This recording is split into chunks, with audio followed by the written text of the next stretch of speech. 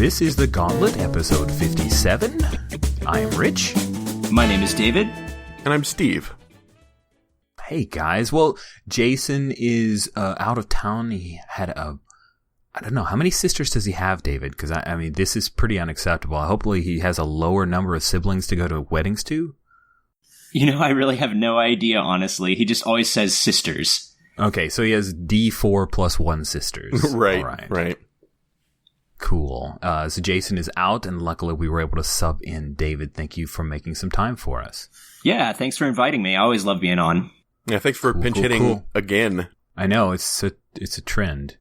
All right, let's talk about what we've played. Steve, you wanted to bring your own book here? Well, tell us about this. What is this thing?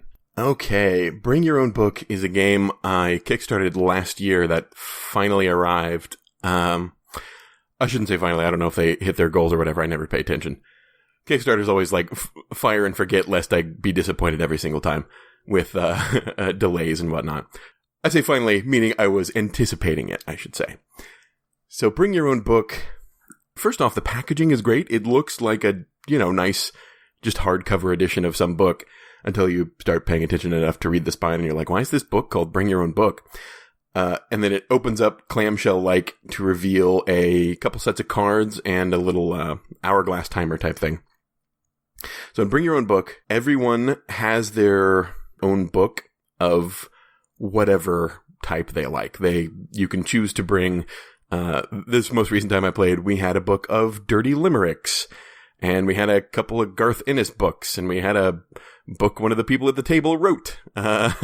And what you do is you have the person whose turn it is. In some rules of the game, that can be a judge, like in Apples to Apples or Cards Against Humanity, that sort of thing. And sometimes you'll vote democratically on whose answer will be the best, but one person is responsible for picking a card. They draw the card. There's a couple of different prompts on that card.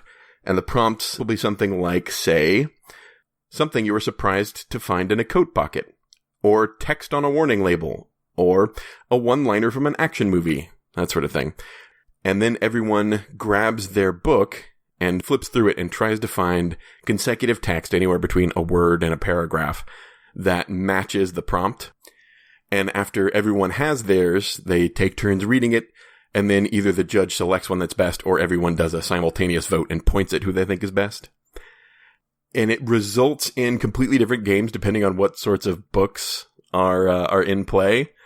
You'll end up with, amusing answers, a lot like in Apples to Apples or Cards Against Humanity, but there's a lot more creativity. There's a lot more of the individual player variable. Cards Against Humanity, there's tons of jokes, but it's the jokes that are already printed on those cards. With this game, there's a lot more putting yourself and your own sense of humor into things. And I wish if I'd been thinking about it, I would have, taken pictures of some of the better answers we came up with, but I wasn't thinking far enough ahead. And it's all just left my mind. But it results in this game that I'm looking forward to getting to the table a lot more, hopefully, so that I can see a lot of different bizarre book choices come into play. Actually, when I was first testing this out, I was looking at who's the dude that wrote The Notebook? It was some cheesy romance novel by that guy. What's his name? Nicholas Sparks? That's it, yes. Find yourself a Nicholas Sparks book. That'll be great. What if I use Dr. Seuss? Will that work? Oh, that would be great, actually. I think for a while we had we had a Nietzsche book in the mix for a bit. That was kind of a downer. It's a great little like $20 game or something that they've just started selling it on their website. Sounds pretty cool. I have to say, of all of the Apples to Apples clones, that one interests me the most, just because you're actually reading from a book, and it sounds like there's a lot more creativity, like you said. Yeah. Yeah, can we call that, like, powered by the Apple? Like, is that powered by the Apple to Apple? Wait, that's PBTA, this PBTA still. Again, yeah. Maybe it's powered by the Apple to Apple. Nice. Yeah. PBTA to A. I so love that. That's great. Cool. All right. So, David, you, I understand, may have recently played some Dungeon World. This is interesting. We don't hear much about Dungeon World here on the Tell us Gauntlet. more. Yes, so there's this wonderful game called Dungeon World. If you haven't heard of it, you should just switch right now to my podcast that Jason and myself record called Discern Realities and learn all about Dungeon World there. Don't do that, listener. Don't do what he asked you to do. Yeah, wait till this is done, please. You stay right here. But I try to refrain from talking about Dungeon World on this show, since I talk about it so much on that. But since it's me and Steve here, I wanted to mention something that Steve inspired me to do through through a face-to-face play with him several weeks back. In the game that we played of Star Wars World, Steve, you may recall that you had that fold-out playmat. Yeah, and it kind of got... notebook, yeah. Yeah, and it kind of was too big for the table, so you had it like folded in half, and it was a little bit confusing. I thought of a way to make that a great little gimmick for a game where we had a play space that was too small, and I knew that in advance going in, so I drew part of the dungeon, like, on that folded portion, and then whenever they got to the crease in the fold, it was like a door, and they opened it. And it didn't look like a door, but it looked like a coffin. When they popped it open, it was actually a layer like down below. And I popped that sucker open, and there was another dungeon area underneath. Oh, that's really cool. Great. That's clever. That's really cool, David. So nice. You can probably do that one time, and then your players will catch on. But it was fun. Well, you need to. Jason, you could just find new groups and constantly do it over and over, right? Right. Yeah. But that's all I really wanted to say about Dungeon World here. Cool. Oh, Thanks cool. for keeping it. Yeah.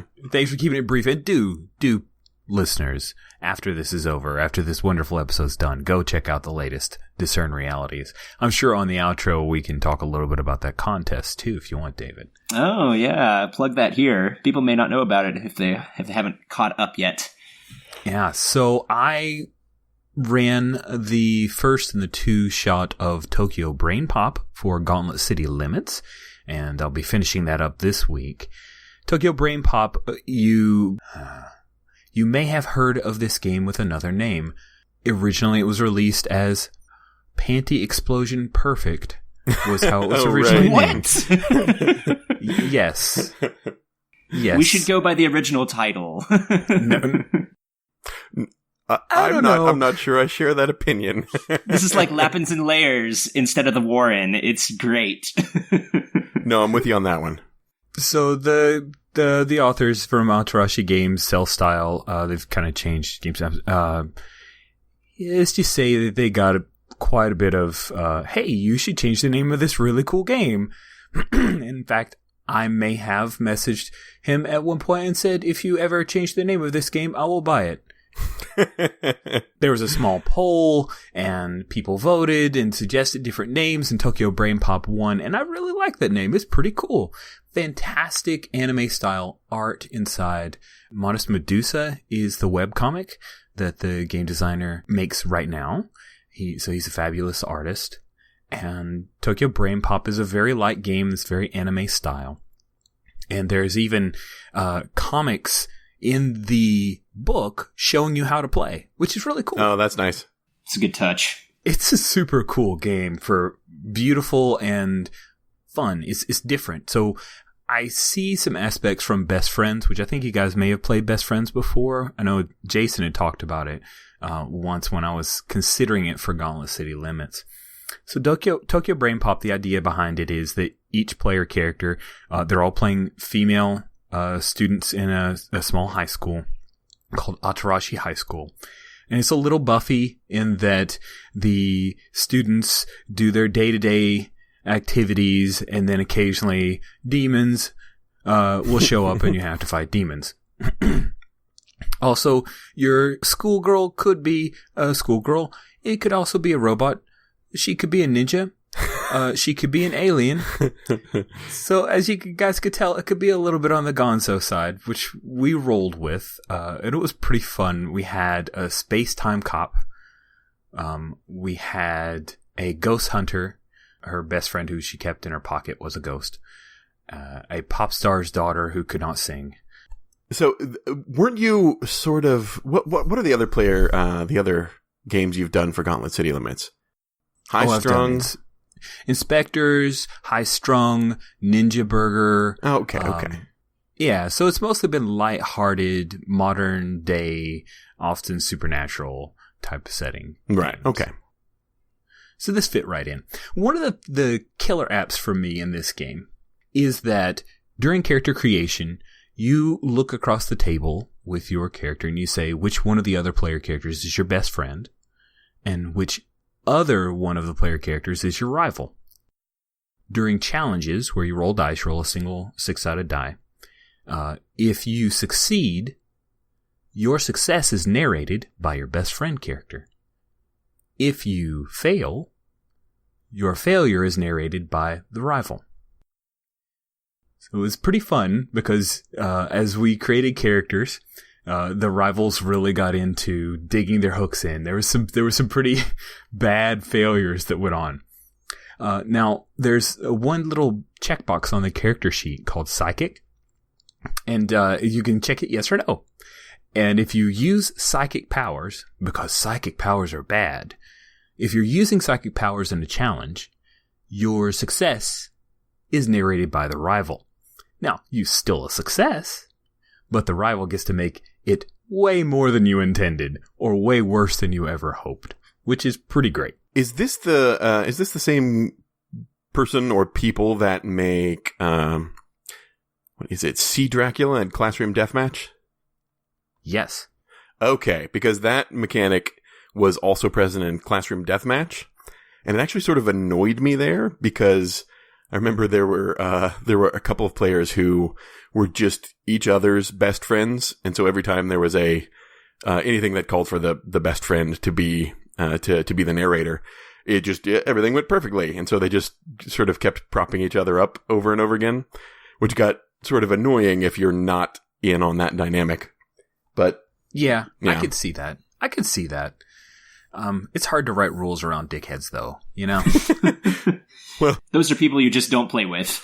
One of those dickheads was Jason. Calling him out while he's not here. Shots fired. Oh, man. I did the dungeon roll thing. And then oh, man. Jason, we're sorry. You can't leave us alone. I get you. And that is definitely a risk. I think that's a social contract thing. That's the thing you handle at the table. Maybe you should have taken Jason aside during a smoke break or something. I don't know. It wasn't there. What's interesting about the game, though, is it is written with the assumption that there's going to be a GM, which is called the superintendent. Huh. However, narration is handled by the other players, and anybody can call a challenge. The rival's supposed to call regular challenges, like, oh, that's not going to go so easy, so they'll call a challenge and then you have to roll a die. But anybody could say, oh, well, the demon shows up, and that's the challenge that you can throw in at any point. So it's very easily done. In fact, there's a few statements where it says, can the superintendent have a schoolgirl PC? Sure, why not? So it dances this line between GM'd and GMless. It's a little interesting. It made it a little tough for me to try to push a plot forward because I just feel like, that's kind of my job as a GM. Yeah. It sounds like whoever the superintendent player is wouldn't have a whole lot to do. That is correct. They just kind of babysit the session. Yeah, you're a moderator. Because another cool, and I love this bit about Tokyo Brain Pop, is that you set a goal for your character this session. It is not, I'm going to have a belief that's going to last for the next 3 years. You say, this is the thing I want to do this session. You get, by the rules, you get 2 scenes. You get to frame them, generally, towards your goal. And you either achieve it or you don't. Right? And so you've got a very hard, it's great for one shots and it can be continued on, and I'm going to do that, right? I'm going to play a second session. But I really like that aspect of think about what you want to accomplish this session and then make scenes to go do it. And then we'll throw challenges in your way. And I thought that was pretty fun. Yeah, that's nice. Are there like mechanical benefits or in-game benefits or penalties if you do or don't accomplish your goal? there's not a whole lot of benefit for accomplishing a goal other than you have to carry that goal on forward. Oh, the last bit. This cracks me up. After everyone's made their characters, introduced best friends, rivals, all that good stuff, you have a secret vote. And each player gets a vote to vote for who is the most popular. And whoever is the most popular girl, her difficulty for a D6 roll, she succeeds on a 3, 4, 5, and 6. The least popular girl only succeeds on a 5 or a 6. That's great. All the other girls, they succeed on a 4, 5, or 6, right? You got a 50-50 shot if you're average. So it's like your own like self-image gets mixed in with this. Yes. Now, here's what's great. If you exhibit psychic powers, you're obviously evil. Even if you never do anything evil, you're just obviously evil. And so at any point, once during any game session, someone can say, we need to call a new popularity vote. So your goal is to pretty much try to get the most popular girl to do something psychic crazy and then whip it out on her. It's time to vote again. And try to subvert. And then you're the most popular girl. I just love that. It's like a side thing. You don't even have to do it, and it doesn't help you achieve your goal, except that it makes it easier to succeed at things. But I just think that's hilarious. It's very capricious, right? Oh, I'm the most popular girl. Oh, wait, I did this thing, and I just lost it. Wow. So that's Tokyo Brain Pop. It's a pretty neat little game. Steve, I've been a little dry over the last few podcasts because I have not been able to fulfill my drinking game of us talking about Star Wars. So I need you to fulfill that burning desire for me to hear about some Star Wars gaming. Can you do that for me, Steve? All right. I think we can make that happen. 2 episodes ago, I announced that we would be playing the finale for Imperial Assault in the coming week. And of course, I should know better than to announce that something's going to happen, because that will just ensure that it won't. But this past week, we played the finale, which was, I believe, our 12th mission, I think, overall. Leading up to the finale, the Rebels had won 5 out of 6 of the previous missions. And the one of those that I won, shortly thereafter, I went on to Board Game Geek and found a thread about common mistakes that people make when playing the game, and realized I'd made 2 big ones that both benefited me. And so I, post-game declared that actually a win for the Rebels. So I was going into the finale with a recent record of 0 for 6. Was not super optimistic about my chances. Because when you win, you get slightly better benefits than if you hadn't won in most cases. And so the Rebels had been, ramping up and getting more and more powerful while I was getting slightly more powerful. And a couple of those missions, they weren't even close. But I had taken a look at the finale, and there were a lot of forces that I could bring out, but mostly they got triggered at certain points. Like the Rebels open a door and suddenly forces appear behind it, that sort of thing. And what I started off with was, I only had 3 units. One of them was just the crappiest unit in the game. They start off sucking, and then the errata nerfed them. They went from sucking to nerfed sucking. Just horrible. And 2 others were decent, but in very vulnerable positions. The Rebels get to go first. They kill one of my decent units before I even get to go. Like, it's gone. It's out of the game. And the rest of it is just them mopping up while I do, small amounts of damage. And then the Wookiee opens the first door.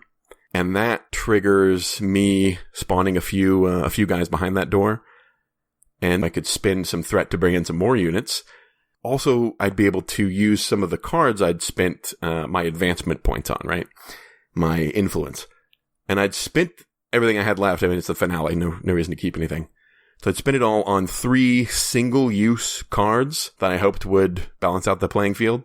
And within 1 activation, or maybe 2 on my part, the Wookiee went from slightly injured to out of the game. Player not participating anymore. And this was the first time that I'd done that. There were previous missions where I'd incapacitated Rebels, but that meant they could still sort of limp along. All they could do was move, but they weren't out of the game. Like, it still required their participation. But this one was like, sorry, Jess, have fun sitting on the couch and reading for a while. So between the first and second doors is pretty much where they all died. It's possible that 2 of them might have still been in the game when they opened that second door. But not long after, I incapacitated the third one and wounded the fourth, and game was over. Like, they didn't even make it to the big bad. I had to like bring the big bad guy out to show him what would have happened if they'd gotten to it. Oh man. So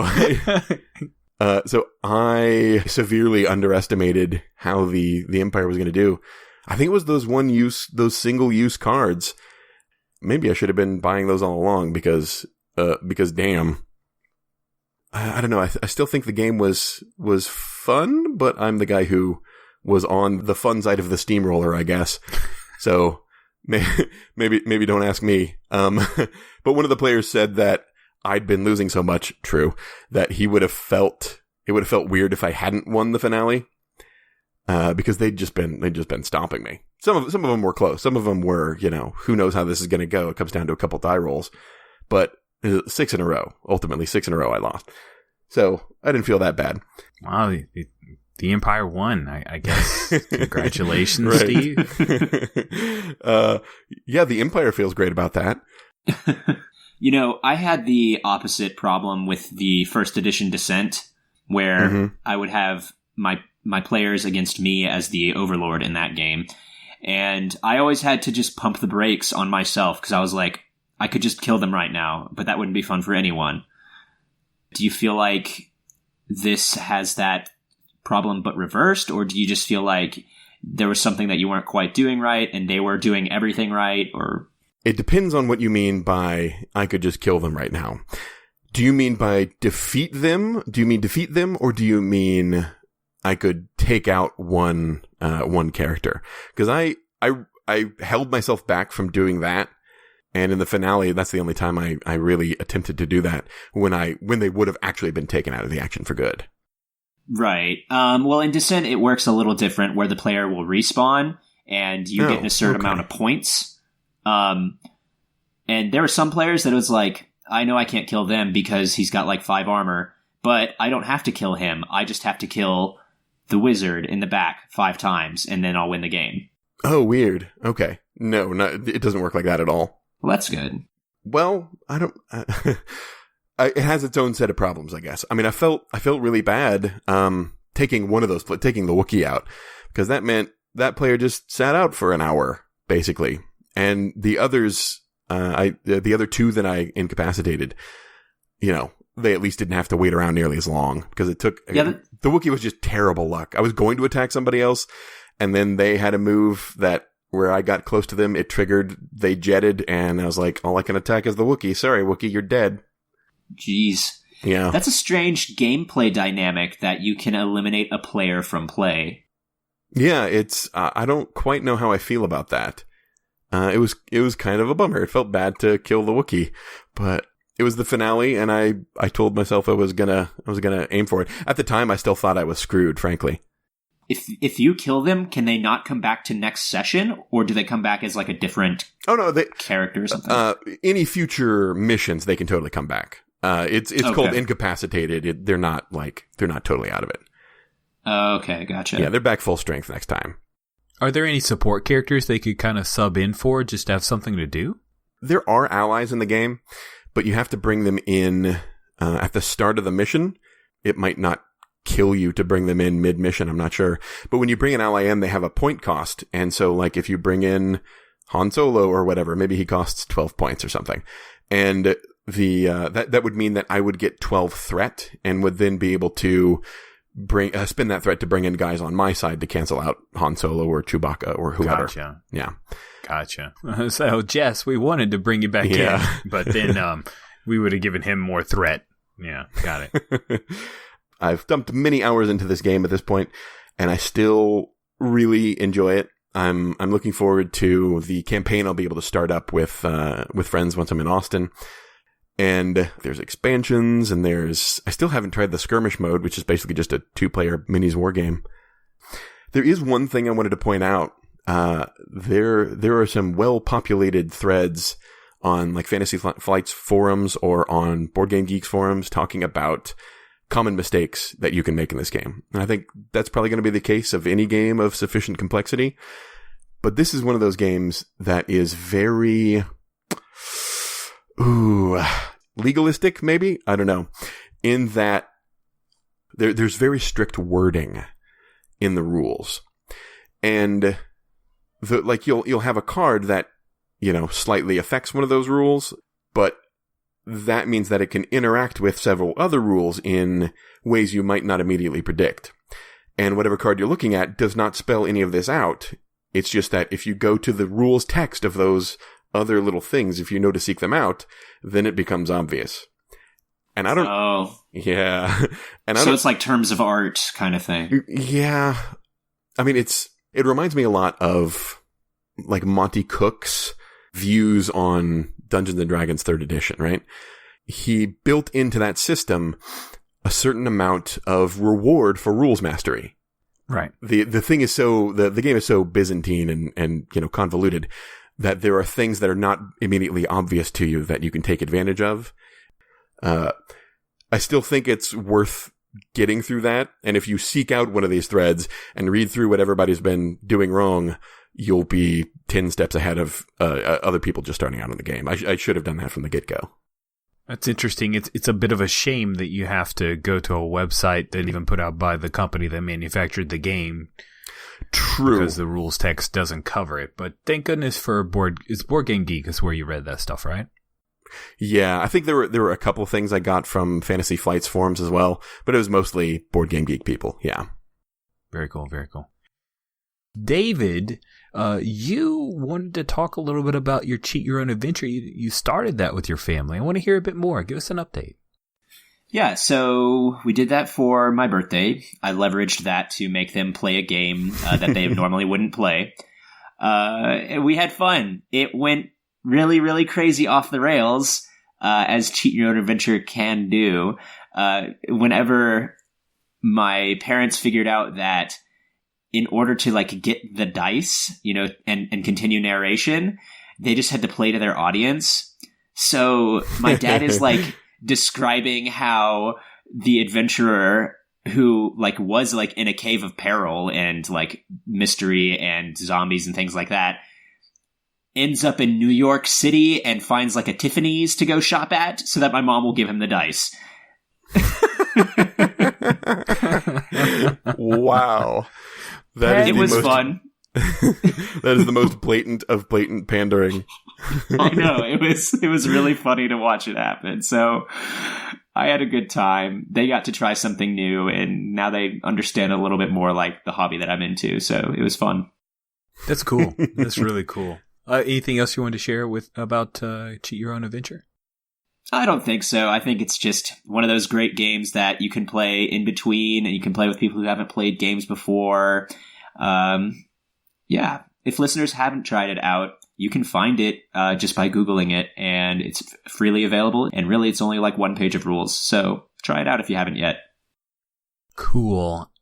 I want to talk real quick about the Legend of the Five. Let me back up on that.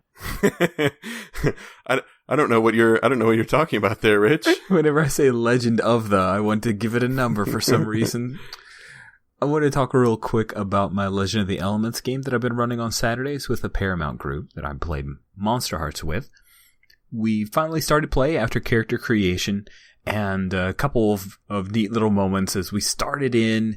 The default assumption when I ran Legend of the Elements for the Sunday Intercontinental Group of Awesome was pretty much let's just use the community setup of Avatar The Last Airbender. So we had the Water Tribes, the Fire Nation, the Earth Kingdom, and the Air Nomads. And that was just my assumption coming into this game as well. But Andy, one of the players, before we really dug into the story, he said, hey, if it's not too much trouble, could we switch it up just a little bit so it feels a bit more like our own? And I chuckled. I said, yeah, this is the group that spent half of one entire session generating the class, the school, and the town for our Monster Hearts game. I should have planned for some world building here, rather than going in the assumption of let's just figure it out as we go. I'm really glad that we did. Instead of going in with all the default assumptions of Avatar: The Last Airbender, we were able to break out of that, and we ended up with the aristocracy. No, we ended up with... Oh, man. Oh, that was bad. I just now made that up, guys. It totally wasn't in the game. We're not bad that way. It was just me. No, just the idea that the air nation, or that we call it the air temple, but it really was a theocracy, and it was very totalitarian, theocratic, because they could just take their little floating sky islands and just land wherever they wanted. And they just, boom, here's our temple. You guys should come worship here, or we're going to judge you. And I'm like, wow, that is totally flipping the script. And so that was really fun. It turned out to be an interesting change of pace. And after talking about dragons in one character creation, introducing a spirit that was a fox, I got a little frustrated because I expect bizarre animal combinations in my Avatar: The Last Airbender style games, and so I introduced a badger peacock. A badger peacock, thank you very much. Yes, it's a badger combined with a peacock. What does that even mean? It's a badger, but instead of having like a little badger tail, it had giant peacock feather tail. When you first said that, I thought you said badger pigock too, so I thought there was like some... No, did not. That would be really neat. Pig snout in there was too. Badger peacock. So that's all I had to say about Legend of the Elements. Just want to talk about those pieces. Steve, make me happy. Tell me about masks. Well, we've talked about masks several times, so I will keep this short. I finally got to play Masks for the first time, a game run by Gauntlet here, Feral, and that'll be my last Houston Gauntlet game until I, pay a visit in the future, I guess. Or at least last RPG. I think we're doing something tomorrow, but probably board games. Anyway. So Masks is it's basically what, like, Young Justice in high school type of, role-playing game. So, like, about me, I'm not a big supers guy for the most part, and I'm not really familiar with the source material. Certainly not familiar with, what are some of the other inspirations, Rich? Like Young Justice and what else? Teen Titans. Yep. Young Justice, Teen Titans, the Young Avengers. There's a lot of teen books, but those are kind of the most popular, the ones that most people have heard of. So I'm not really this game's target audience, I think. This game's not really in my wheelhouse. So it surprises me when I really want to say something like the following. Damn, that game's good. Yes! Probably top 3 PBTA games, probably for me. And whoa, nice. Yeah. Like it was so good.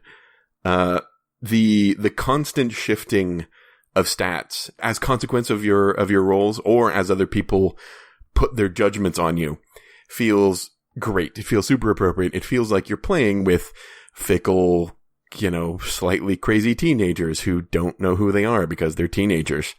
The way influence works feels really good. Like, if somebody's leaping into danger to save somebody, I can have my character yell, so-and-so, you can save them, and I've just judged them as a savior, hoping to raise their savior stat, right? So that they can do this better. And then the player has a reaction. They're not just, they don't just sit there and take it. They can either accept that and, raise that stat, lower another, or they can reject it and say, screw you, I'm not doing this because of them, Mm-hmm. Again, I'm not super familiar with the source material, but it feels right. The rules make it feel like exactly how I would want a game like this to go. And I'm real sad I won't get to participate in the rest of the series that Feral's running, because we just had 3 hours, and it was 4 hours of fun packed into 3 hours. Is what it was. Nice. That is it was really great. That's the flip from the old. You sit at a 4-hour game for 20 minutes of fun. You've got the flip from that. That's awesome. Right. Yeah. Maximizing your time. I didn't kickstart that because it's not really my thing, and now I have to get it at some point. It really sold me. Very cool. Highly recommended. Yeah. Yeah. Anything else you wanted to say about Masks? No. David, I understand that you want to talk about an RPG called Doom? I haven't heard of this. Is this a recent Kickstarter or like a small press? So I was going to see if you guys would indulge me and allow me to talk about a video game, actually, on the podcast here. Are we becoming one of those podcasts where it's just we'll talk about anything nerdy, and sometimes that's role playing games. Listen, I'm going to be nice to the guest. I'll allow it. All right. I know it's something that we try and avoid here. I would have talked about it in Giving Me Life, but we don't have that anymore. We don't have life Giving Life anymore. So. I, for the past several months, have had the pleasure and privilege of working as a quality assurance tester at idsoft. So I have been playing the heck out of this game. And was unable to talk about it until it was released, and then I'm only able to talk about what is actually in the released version. This game is fantastic. I love it so much. It is giving me life to make my friends play it on hard mode, and I watch them, and when they are sad and depressed that they can't get past a combat arena, I say, just hand me the controller, and I'll make it through. I'll get you through there. David, take the wheel. Exactly. It's a lot of elements of original Doom where there's tons and tons of secrets to find, and that'll make you a better, it'll improve your character. And so it's fun to watch them try and find the secrets. And then if they want, I can just tell them where the secrets are. I give them the option. I don't just blurt it out, but it's so good. So hold on.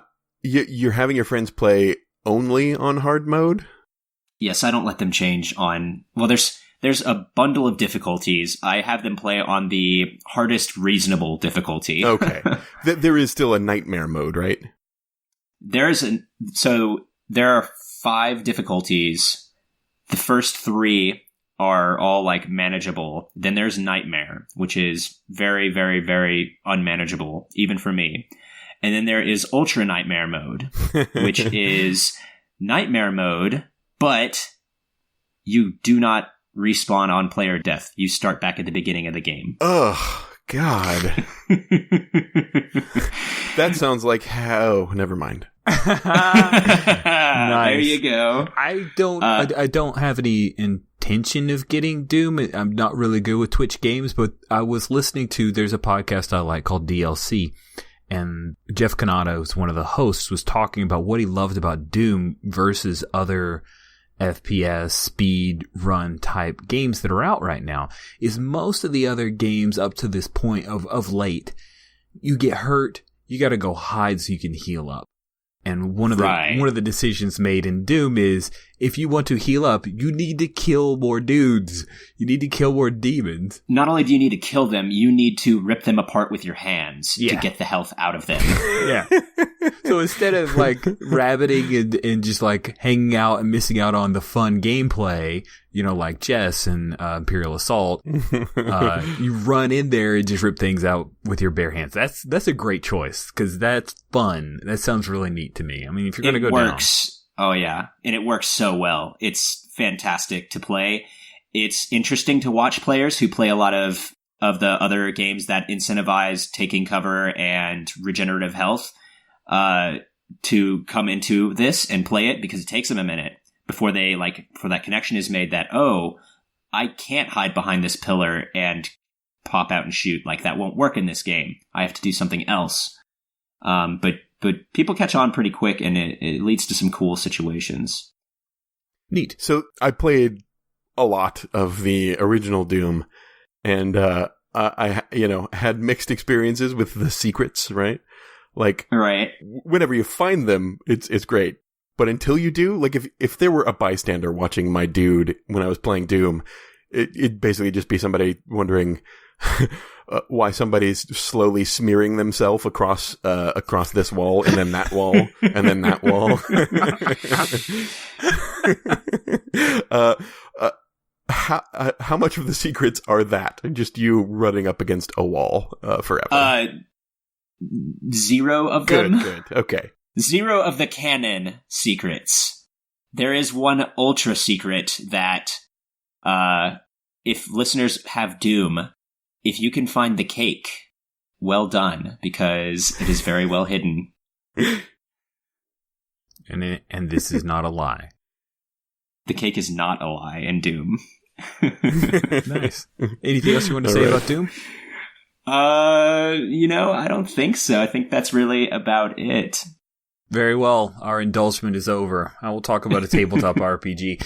This is the headliner, guys. I know that everybody wanted to hear about Numenera. Ooh. Yeah. Monty Cook's Numenera, weird science future game. Hugely successful Kickstarter. Tons and tons of supplements. Really interesting community that loves this game, adores it. One of the players in my Masks game that I had been running on Sundays, he is a big fan of Numenera and has run it for a home group. And he said, you know what, guys, when we're done with Masks, this iteration of Masks, these 5 sessions, I'd kind of like to step up and run some Numenera. And I thought, this is cool. I've played Numenera a couple times, and it's a neat little game. It's got some indie flavor, but it's got some kind of more traditional vibe going on. You know, it's got a Giganto combat section, as you do, as you do. And it's first session in the series. A lot of the GM reminding me of rules that I have forgotten, teaching the rules to several of us. Andrea, of course, as always, totally knew what was going on because she's just like this savant of games. There was one bit. So the game has 3 stats that are pools that when I hear pools, I think that's how many dice you get, but that's not it. Right. These are pools of like a number pool that you spin to lower difficulties, but you can only, like when you spend, it costs a certain amount, but you can only spend up to this other stat. And so when the GM said, well, you need to spend effort, I marked off the effort on my character sheet. Okay, I spend 1 effort. No, Rich. You have to, the effort is how many multiples of 3, because everything is in multiples of 3 for this game, is how many multiples of 3 you need to spend to boost your roll. Like I've got a 1 effort because I'm a schmuck. So that means I can one time spend some of my pool to make my difficulty lower before I roll. Oh, okay. I gotcha. Yeah, so it makes sense. Just the words and the interrelationship is different from something that I've ever done before. So it's one of those, like, this is an alien kind of thing, and you need to keep your head open and ask a lot of questions if you're me. And other people probably read it and got it first time. That's just how I roll. It's a neat game for the idea of GM intrusions, where I really feel like he was inspired by some of the indie games that we like, but he wanted to mechanize it in a different way. And GM intrusions are an interesting way to do that. It actually reminds me a lot of Fate. Yeah. And so it's like, hey, I'm going to give you a Fate point. No, I'm going to give you an XP, but I'm going to introduce this complication. I'm cool with that. I think this could very much be the kind of game you could use to introduce some of your buddies who pretty much just want to play Pathfinder or D&D into the idea of not necessarily completely optimal play. Like, I will accept this inconvenience for this biscuit. Right. You know?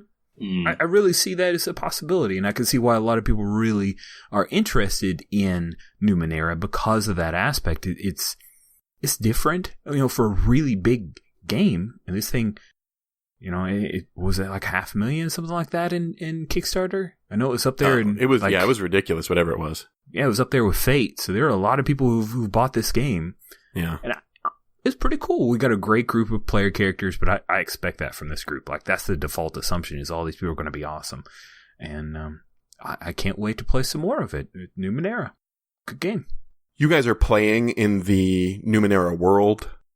Oh, we are playing in the Numenera world because we brought out the map, because I backed that Kickstarter, and I definitely wanted to use that map. However, the way that I brought it in, like in character, is that I had a partial map that I drew on the back of a napkin, and that was the map that I was using. So I played Numenera once, and my favorite part of it was that map being out on the table, because knowing, like I haven't read through the book, right?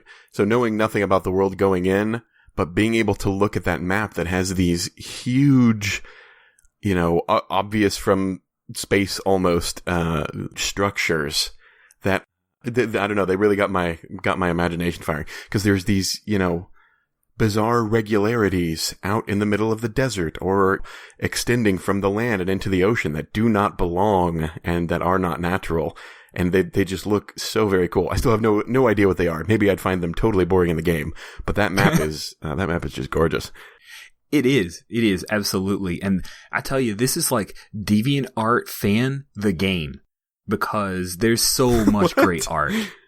Okay. Like DeviantArt, like people who are fans of DeviantArt, they're all like, hey, this inspired my character. I found this on DeviantArt. That's like this thing all. Okay. Will whipped out these awesome, we go to this village, and he whips out this picture of this weird Cthulhuoid demon dude that's holding out hands, and he's a statue, and my character snuck into this area to check something out, and he whips out this picture of this like bizarre mechanical egg device and all this so cool. Oh yeah, cool. It's neat, weird stuff. And it's great because the game gives you experience points based on exploring and discovering mysteries. It's really not about combat, even though there's a huge combat chapter. You don't get experience points on that as much as getting stuff for finding weird new stuff, which is cool. Yeah, cool. I'm looking forward to hearing what you think of it after a few sessions. I will continue to update you guys on my Numenera experience. I know Darcy Ross is a huge fan, and I really respect her GMing style, and so she can't be all wrong, right? All right, well, I think that hits up our playlist, guys. That was quite a few games. Let's head on to community feedback.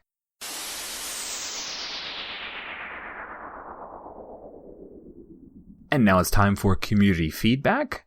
We have a couple pieces of community feedback. One is the aforementioned advertisement for this Discern Realities contest. But we'll lead off with, we have a new stopover, a new station on the Gauntlet train that circles the globe. Yeah, it circles the globe, and at this point, it very, very rarely stops. If we're going with that metaphor, but it's kind of a Snowpiercer type thing, yeah.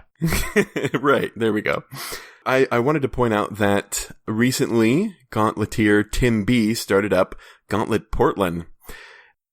They seem to be doing well so far. They've got a number of games up on their schedule already, and they've played a couple.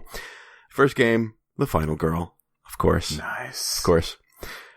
I just wanted to say I love our ever-expanding tentacular conquest of the world, however gradual it may be, and I heartily approve of our new Portland chapter. Good job, Tim, and good luck. It's looking good. Carry on with the Gauntlet's manifest destiny. Nice. That's very good. Awesome. Thank you so much for sharing that, Steve, and way to go. Big ups to Tim. David, tell us about this contest for those people who are, for some reason, not listening to Discern Realities or not caught up. Which they should be. I understand, maybe you listened to the Gauntlet podcast and just found out about Discern Realities, and you're frantically trying to catch up, listening to those 30-minute episodes one after the other. If you aren't caught up or you haven't heard about it yet, on Discern Realities, we are running another contest. It is a custom move contest that is based on a location.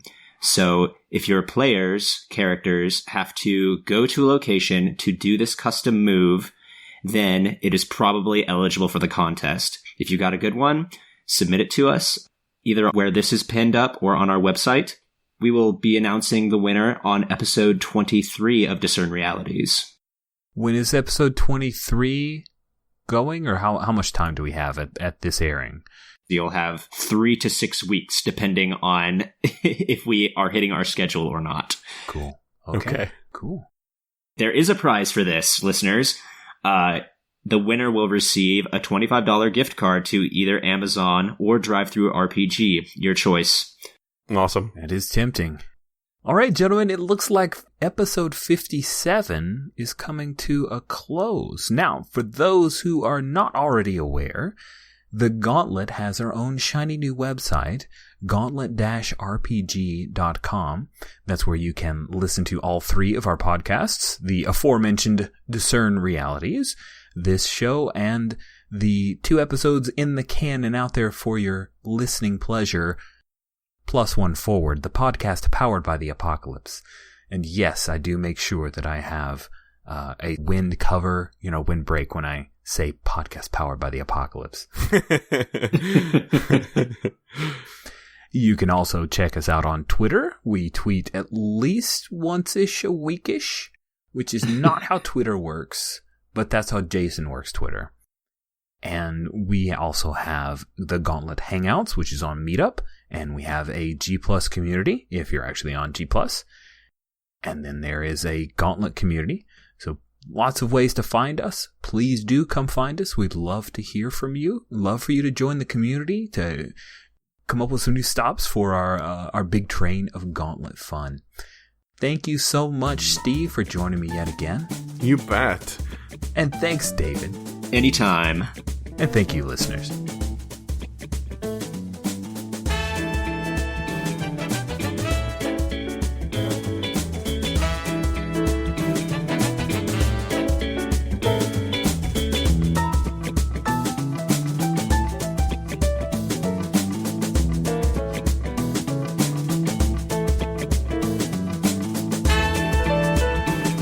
Hey, how do you pronounce your last name? Because you always used to go by David. So is it Lafreniere? Yeah, Lafreniere. Okay. Well done. Well done. And how do you say yours? Is it Rogers? It's Roger. It's Roger. Okay, all right. Yes, the French. Yeah.